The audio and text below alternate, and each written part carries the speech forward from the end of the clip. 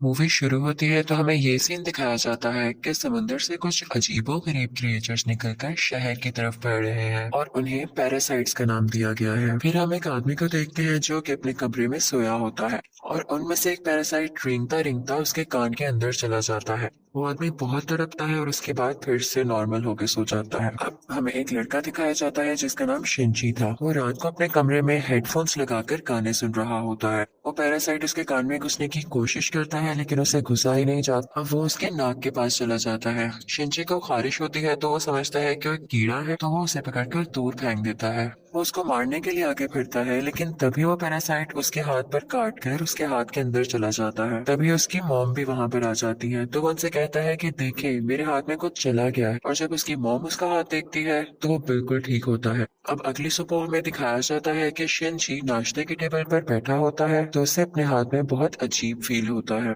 और फिर दूसरी तरफ हमें वो आदमी दिखाया जाता है जिसके कान में स्टार्टिंग में एक पैरासाइट चला गया था। वो अपनी बीवी के सामने आकर खड़ा होता है और अपना मुंह खोल लेता। उसका मुंह बहुत ही खौफनाक और बहुत ही बड़ा था और वो अपनी बीवी का सर अपने मुंह में लेकर अपना खौफनाक मुंह बंद कर लेता है और ये सब उसी पैरासाइट की वजह से हो रहा था। फिर हमें शिनची दिखाया जाता है जो कि स्कूल जाते हुए रास्ते में अपने दोस्त से मिलता है। वो भी उसमें काफी अजीब हरकतें नोट करती है और जब वो स्कूल पहुंच जाता है तब भी उसके साथ बहुत कुछ अजीब हो रहा था, जैसे उसके राइट हैंड में काफी पावर आ गई हो। वो घर आता है और अपना हाथ काटने की कोशिश करता है लेकिन उसका हाथ मूव करने लगता है और उसे रोकता है। और फिर हम देखते हैं कि उसका हाथ एक क्रिएचर में बदल गया है और वो शिनची से बातें भी कर रहा था। फिर हम देखते हैं कि वो शिनची की बुक्स भी पढ़ा करता था और उसका लैपटॉप भी यूज किया करता था क्योंकि वो इंसानों के रहने के तरीके जानना चाहता था। जब इसने शिनची की बॉडी में घुसने की कोशिश की थी तो शिनची ने इसे आगे जाने से रोक लिया था, इसलिए अब ये सिर्फ राइट हैंड में ही था और उसी हाथ को कंट्रोल कर रहा था। ये अपना नाम मिकी बताता है और कहता है कि तुम मुझे कभी मत काट क्योंकि मैं तुम्हें कुछ नहीं कहूंगा, तुम मेरे होस्ट जो हो। अब हम देखते हैं कि शिनची और मिकी में दोस्ती होने लगी थी लेकिन बाकी सब लोग जिनको पैरासाइट्स ने इन्फेक्ट किया था वो पूरे शहर में बहुत तबाही मचा रहे थे और इंसानों को मारकर खा रहे थे। दूसरी तरफ मिकी शिनची को खींचकर एक रेस्टोरेंट की तरफ ले जाता है। वहां पर भी बहुत सारे इन्फेक्टेड लोग यानी पैरासाइट्स इंसानों का गोश्त खा रहे थे। वो शिनची को देखते हैं तो उन्हें लगता है कि ये भी इन्फेक्टेड है और उससे भी वो गोश्त देते हैं। लेकिन जब उन्हें पता चलता है कि पूरी तरह से तो इन्फेक्ट नहीं हुआ बल्कि ये अभी भी इंसान है तो वो उसे ही मारने के लिए आगे बढ़ते हैं। लेकिन मिकी उनको आगे से मारता है और शिनची की जान बचा लेता है क्योंकि अगर शिनची मर जाता तो वो खुद भी मर जाता और ये उसने अपने फायदे के लिए किया था। अब न्यूज आती है कि शहर के लोग मारे जा रहे हैं और किसी को कुछ समझ नहीं आ रहा कि इन्हें मारने वाला है कौन, क्योंकि पैरासाइट्स अपना ये काम बहुत होशियारी और छुप के कर रहे थे। शिनसे मिकी से कहता है कि तुम अपने साथी पैरासाइट्स को क्यों नहीं कहते कि इंसानों को मत खाएं। तो मिकी उससे कहता है कि तुम भी तो सब्जियों और जानवरों के गोश्त को खाते हो, तो इसी तरह हम लोगों का खाना इंसान ही है, तो इसमें बुरी बात क्या है। अब मिकी को पता चल जाया करता था कि उनके आसपास कौन सा पैरासाइट है। तो जब शिंजी स्कूल जाता है तो वो उसे बताता है कि तुम्हारे पास एक और पैरासाइट, और वो कोई और नहीं बल्कि उसकी टीचर थी। और टीचर जब शिंजी को देखती है तो उससे भी पता चल जाता है कि इन्फेक्टेड है, लेकिन वो कहती है कि तुम्हें मुझसे डरने की कोई जरूरत नहीं है क्योंकि मैं इंसानों को नुकसान नहीं पहुंचाना चाहती, बल्कि मैं उनके तरीके इसलिए पढ़ रही हूँ ताकि इंसानों जैसी क्वालिटीज हमेशा मुझ में रहें। वो उसे दो और पैरासाइट्स के पास लेकर जाती है, एक स्टूडेंट होता है और एक पुलिस ऑफिसर। वो बताती है कि ये पुलिस ऑफिसर मेरा हस्बैंड है और हमारा बेबी होने वाला है और वो बेबी बिल्कुल नॉर्मल इंसान होगा। तो हम भी इंसानों की तरह ही रहना चाहते हैं, हम किसी को नुकसान नहीं पहुंचाएंगे, किसी को सरेआम नहीं मारेंगे, लेकिन छुप के गोश्त खाना चाहते हैं। तो क्या तुम हमारा ग्रुप ज्वाइन करोगे। लेकिन मिकी इस बात को नहीं मानता। अब अगले दिन वही पुलिस ऑफिसर उन लोगों के पास आता है तो मिकी शिंची को बताता है कि ये हमें मारने आया है क्योंकि इसे पता चल चुका है कि उस दिन रेस्टोरेंट में हमने एक पैरासाइट को मारा था। और इसी के साथ वो पुलिस ऑफिसर इन पर अटैक कर देता है। अब मिगी और शिंची भी बहुत लड़ते हैं और इसको फाइनली मार देते हैं। जब शिंची घर आता है तो उसे बहुत बुरा लग रहा कि उसने एक मर्डर कर दिया, लेकिन दूसरी तरफ हम देखते हैं कि पुलिस ऑफिसर की बॉडी से वो पैरासाइट निकलकर किसी और की बॉडी में चला जाता है और ये कोई और नहीं बल्कि शिंची की माँ थी और वो शिंची को मारने के लिए उसकी तरफ बढ़ रही थी। मिगी शिंची को बताता है कि तुम्हें मारना चाहती है तो शिंची उसे कहता है कि खबरदार तुमने मेरी माँ को कुछ कहा, क्योंकि वो अपनी माँ से बहुत मोहब्बत करता था और वो नहीं चाहता था कि उसकी माँ मरे। लेकिन देखते ही देखते उसकी माँ का सर भी बाकी पैरासाइट्स की तरह खुलने लगता है और वो शिनची पर अटैक कर देती है। उसका बहुत खून जाया होता है और वो मरने के करीब होता है। लेकिन अगली सुबह हम देखते हैं कि वो दोबारा से उठ खड़ा हुआ है। तो मिकी उसे बताता है कि तुम बहुत जख्मी हो गए थे, लेकिन मैंने अपने सेल से तुम्हारे जख्म को ठीक कर दिया। लेकिन यहाँ बुरी बात ये थी कि अब शिनची की बॉडी में मिकी के सेल्स चले गए थे और अब वो पूरी तरह इन्फेक्ट हो रहा था। अब शिनची अपनी माँ को ढूंढने लगता है, लेकिन वो कहीं पर नहीं मिलती। तो वो टीचर के पास जाता है और पुलिस ऑफिसर के बारे में पूछता है, लेकिन वो टीचर भी उसे कुछ नहीं बताती। मिकी उसे बताता है कि अब दिन में मुझे भी 4 घंटे सोने की जरूरत पड़ेगी और उस वक्त मैं तुम्हें बचा नहीं सकूंगा, तुम्हें अकेले ही लड़ना होगा। लेकिन क्योंकि मिकी के सेल्स भी अब उसकी बॉडी में थे तो उसके अंदर मिकी की क्वालिटीज भी आने लगी। खैर, फिर हम देखते हैं कि वही स्टूडेंट जो टीचर ने दिखाया था, जो कि अब पैरासाइट बन चुका था, वो भी शिनची के स्कूल में ही एडमिशन ले लेता है।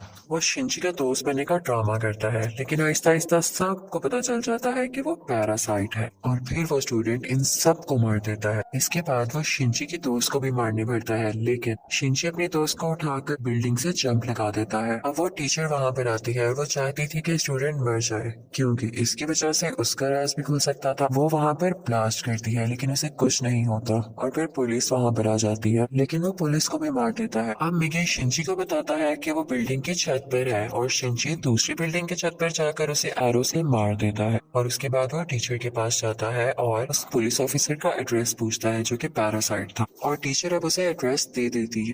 उस पुलिस ऑफिसर का पैरासाइट अब भी उसकी माँ के अंदर था। लेकिन यहाँ पर मिकी के सोने का टाइम हो जाता है, तो इसका मतलब ये था कि शिनची को यहाँ पर अकेले ही लड़ना था। उस पैरासाइट को खत्म करने के लिए जैसे तैसे करके वो उसकी गर्दन काट देता है, जिसके बाद उसकी माँ और वो पुलिस ऑफिसर दोनों मारे जाते हैं। फिर हम देखते हैं कि शिनची अपने दोस्त से हॉस्पिटल मिलने जाता है। वो बातें कर रहा होता है कि मैं एक एक करके सब पैरासाइट्स को मार दूंगा, कि तभी हम देखते हैं कि कोई उनकी पिक्चर्स ले रहा है और वो कोई जासूस था। और यहाँ पर इस मूवी का पार्ट 1 खत्म हो जाता है और अब मैं आपको एक्सप्लेन करूंगी इस मूवी का पार्ट 2। अब पार्ट 2 में उस इंसिडेंट के कुछ महीनों बाद का टाइम दिखाया गया है, जब आर्मी को पता चल जाता है कि इस शहर में कोई पैरासाइट है जो लोगों पर अटैक कर रहे हैं और वो लोगों को बचाना चाहते थे। फिर वो जेल से एक सीरियल किलर को लाते हैं जो पहचान सकता था कि पैरासाइट कौन है और नॉर्मल ह्यूमन कौन है। उसके सामने एक एक करके लोग लाए जाते हैं तो वो सबको नॉर्मल कह देता है, लेकिन जब उसके सामने शिनची आता है तो वो सोच में पड़ जाता है और काफी सोचने के बाद कहता है कि ये भी नॉर्मल है। अब शिनची जब घर जा रहा होता है तो मिकी उसे बताता है कि हमारे बहुत पास एक पैरासाइट है, और वो पास के एक बिल्डिंग में जाते हैं जहाँ पर वो पैरासाइट एक इंसान का गोश्त खा रहा होता है। जब वो पैरासाइट शिनची को देखता है तो उसकी तरफ बढ़ता है, लेकिन मिकी इसे मार देता है। फिर अचानक उसे फील होता है कि जैसे उसके पीछे कोई है, और ये कोई और नहीं बल्कि वही आदमी था जिसने पार्ट 1 के एंड में शिनची और मिकी की पिक्चर्स ली थी। और फिर हमें शहर का मेयर दिखाया जाता है जो कि पैरासाइट्स की फेवर में बोलता और बहुत बुरा आदमी था, और वो टीचर भी उसके साथ मिली हुई थी। और अब हम देखते हैं कि उस टीचर का बेबी भी हो चुका था जो कि बिल्कुल नॉर्मल ह्यूमन था। वो मेयर जान गया था कि शिनची पैरासाइट्स को मार रहा है, तो वो भी उसे मारना चाहता था, लेकिन टीचर उसे मना कर देती है। वो कहती है कि मिकी और शिनची आपस में जुड़े हुए हैं, तो मैं देखना चाहती हूँ ये कैसे एक साथ रहते हैं, और अगर तुम शिनची को मारोगे तो हमारा पैरासाइट मिकी भी मर जाएगा। और इसीलिए उसी ने शिनची के पीछे वो जासूस भेजा था ताकि उस पर नजर रख सके। शिनची एक दिन चल रहा होता है कि उसे फिर से फील होता है कि उसके पीछे कोई है। वो जासूस उसकी सारी बात सुनता है और उसे कहता है कि तुम्हें अपने बारे में पुलिस को बता देना चाहिए। तो शिनची उससे कहता है कि नहीं, पुलिस में भी बहुत सारे पैरासाइट्स भरे पड़े हैं। उसे यहाँ पता चल जाता है कि इस जासूस को टीचर ने उसके पीछे लगाया है। तो वो टीचर के पास जाता है और कहता है ये तुम सब क्या कर रहे हो, ये करना बंद क्यों नहीं कर देते। तो टीचर उससे कहती है तो तुम हमारे साथी पैरासाइट्स को क्यों मार रहे हो, वो सिर्फ अभी इंसानों को खाना सीख रहे हैं और कुछ देर बाद वो उनको मारना भी बंद कर देंगे। वो चुप हो जाता है और फिर जासूस के पास जाता है और उसे बताता है कि वो टीचर बहुत खतरनाक पैरासाइट है, वो किसी भी वक्त तुम्हें भी नुकसान पहुंचा सकती है, तो तुम उससे दूर रहो। लेकिन जासूस उसकी बात पर यकीन नहीं करता। अब अगले दिन वो जासूस उस मेयर से मिलता है। उसे शिनची की बात को टेस्ट करना था कि वो सच बोल रहा है या नहीं, तो इसलिए वो मेयर के रूम में वॉइस रिकॉर्डर लगा देता है। लेकिन मेयर को इस बारे में पता चल जाता है और वो जासूस को मारने का हुक्म दे देता है कि ये अब हमारे लिए नुकसान बन चुका है। वो पैरासाइट को उसके घर भेजता है उसे मारने के लिए, लेकिन वो घर पे नहीं होता तो उसकी बेटी को मार देते हैं। अब दूसरी तरफ शिनची को मिकी बताता है कि तुम पर 5 पैरासाइट्स अटैक करने आ रहे हैं। अब उनकी तरफ एक आदमी बढ़ता है और उसी आदमी के अंदर वो 5 पैरासाइट्स थे। मिगी और शिनची उससे फाइट करते हैं और उसका सर उड़ा देते हैं। उन्हें लगता है कि अब ये मर चुका है, लेकिन अभी तो सिर्फ एक पैरासाइट मारा गया था और 4 अभी भी बाकी थे। बाकी के पैरासाइट्स उसके हाथ में आ जाते हैं और उसे कंट्रोल करने लगते हैं। अब वो टीचर मेयर से कहती है कि जब मैंने तुम्हें मना किया था कि तुम उस जासूस या शिनची को मारने के लिए पैरासाइट नहीं भिजवाओगे, तो तुमने ऐसा क्यों किया। अब मेयर यहाँ पर नोट करता है कि उस टीचर के दिल में माँ बनने के बाद इंसानों वाले इमोशंस वापिस आ रहे थे, तो इसे बात बिल्कुल अच्छी नहीं लगती। अब उस टीचर को मारने के लिए 3 पैरासाइट्स भेजता है, लेकिन चूंकि वो भी पैरासाइट थी तो उसको पता चल जाता है कि कोई उसे मारने आ रहा है और वो उनको पार्किंग में बुलाती है और उन तीनों से अकेले ही मुकाबला करके उन्हें मार देती है। लेकिन जब वो घर आती है तो वो देखती है कि उसका बच्चा वहाँ पर नहीं है और उसे एक नोट मिलता है जिस पर लिखा होता है कि तुम्हारा बच्चा मेरे पास है और ब्रिज पर मुझसे मिलने आओ। इनफैक्ट वो नोट उस जासूस का था। वो अपनी मरी हुई बेटी का बदला लेना चाहता था टीचर के इस बेबी को मारकर। वो टीचर घबराते हुए शिनची को भी अपने साथ वहाँ लेकर जाती है, तो शिनची उस जासूस को बताता है कि तुम्हें इसे मारकर कुछ नहीं मिलेगा क्योंकि ये बेबी एक नॉर्मल इंसान है। इसी दौरान आर्मी भी वहाँ पर आ जाती है और उन्हें पता चल जाता है कि मेयर ने अपनी बिल्डिंग के अंदर बहुत सारे पैरासाइट छुपाए हुए हैं। अब वो बिल्डिंग से एक एक करके लोगों को निकाल रहे थे और उनमें से जो पैरासाइट था वो उसको शूट करते जा रहे थे। सीरियल किलर भी वहीं पर था और फिर हम मेयर को स्पीच करता हुआ देखते हैं जो बता रहा होता है कि असली मॉन्स्टर्स तो इंसान हैं जो कि पैरासाइट्स को बिला वजह मार रहे हैं। तो वहां पर बैठे हुए आर्मी के सब लोग उसे शूट कर देते हैं जिससे उसकी डेथ हो जाती है। तभी वो सीरियल किलर चिल्लाने लगता है कि ये इंसान था, ये तो बस पैरासाइट्स का साथ दे रहा था। लेकिन जब वो पीछे मुड़ के देखते हैं तो वही आदमी उनके पीछे खड़ा होता है जिसके अंदर 5 पैरासाइट्स थे। सब उसे शूट करते हैं लेकिन उसे कुछ नहीं होता। फिर हम देखते हैं कि जासूस उस बच्चे को फेंकने ही वाला होता है। टीचर जब ये देखती है तो अपने बच्चे को बचाने के लिए उसे मजबूरी में पैरासाइट बनना पड़ता है। वो अपना एक हाथ निकालकर जासूस की चेस्ट में घुसा देती है जिसकी वजह से सबको पता चल जाता है कि वो एक पैरासाइट है। पुलिस उस पर मुसलसल शूट करने लगती है और वो जान गई थी कि अब उसकी जान नहीं बच सकती, तो वो अपना बेबी शिनची को पकड़ाने आती है। जैसे ही वो बेबी शिनची को पकड़ाती है बहुत ज्यादा गोलियां लगने की वजह से उसकी फौरन डेथ हो जाती है।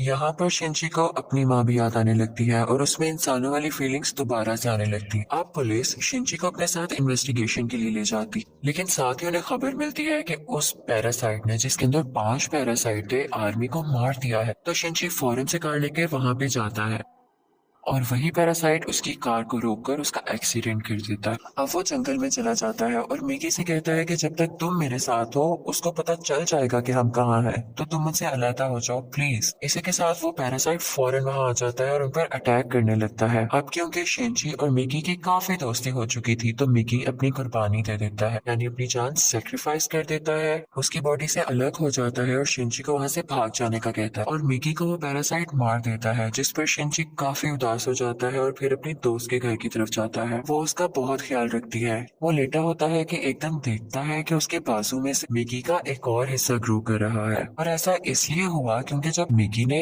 अपने बॉडी सेल्स से उसकी बॉडी को ठीक किया था तो मिगी के सेल्स भी तो उसकी बॉडी में आ गए थे, इसलिए वो चाहता तो दोबारा ग्रो कर सकता था। शिनची को फील हो गया था कि अब ये दोबारा आ रहा है तो उस पैरासाइट को दोबारा से पता चल जाएगा कि मैं कहाँ हूँ, तो अपनी दोस्त की जान बचाने के लिए उसको बाय कहकर वहां से चला जाता है। लेकिन जैसे वो बाहर जाता है तो वो पैरासाइट उसे पकड़ लेता है, लेकिन एक फैक्ट्री में पहुंचकर शिनची एक केमिकल रोड उसकी बॉडी में घुसा देता है, लेकिन उसे कुछ नहीं होता। तो वो कहता है कि तुम मुझे क्या समझ रहे हो, मैं तो तुम्हें मारकर बाकी इंसानों को भी मार दूंगा और फिर मैं और बाकी पैरासाइट्स इस दुनिया पर रूल करेंगे। वो उसे मारने ही वाला होता है कि मिगी फौरन से उसकी बॉडी में दोबारा ग्रो कर जाता है और उस पैरासाइट पर अटैक कर देता है। इसी के साथ उसकी बॉडी में कुछ होने लगता है और वो तड़पने लगता है। तो मिगी शिनची को बताता है कि जिस रोड से तुमने इसको मारा उस पर बहुत केमिकल्स लगे हुए और अब पैरासाइट्स इसकी बॉडी पे नहीं रहना चाहते और एक एक करके सब पैरासाइट्स उसकी बॉडी छोड़ देते हैं और अब सिर्फ उसकी बॉडी का ढांचा बाकी रह गया। तो शिनची वो उठाकर नीचे आग में फेंक देता है जिससे फाइनली उसकी डेथ हो जाती है।